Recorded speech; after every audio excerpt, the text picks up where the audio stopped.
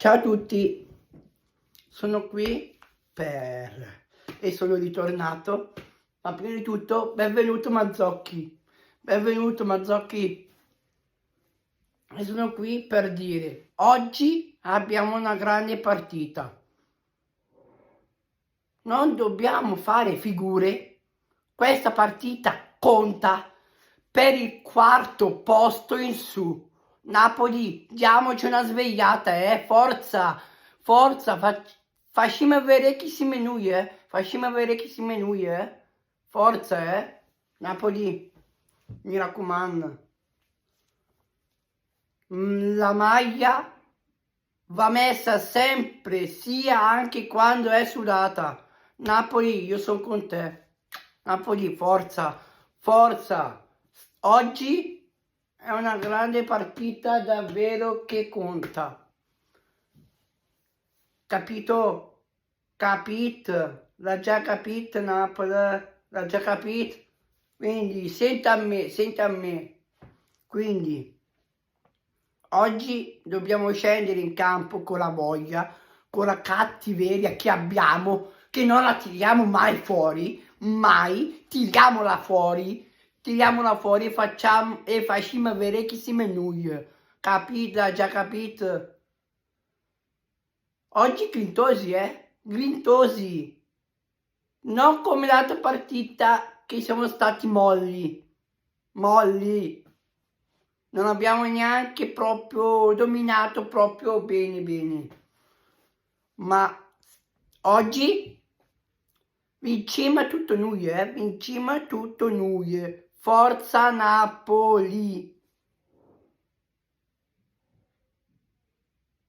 Forza, Io sto con te. Napoli, rimarrai sempre nel cuore. E oggi dobbiamo giocare con la testa, usare la testa.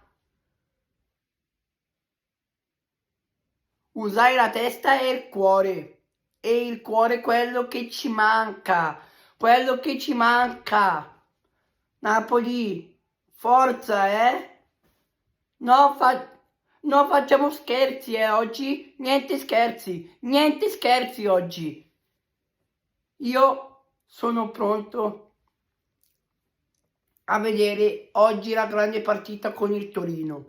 Quindi, con il Torino è una squadra un po' ostica, però noi da campioni d'Italia dobbiamo andare lì, giocare con onore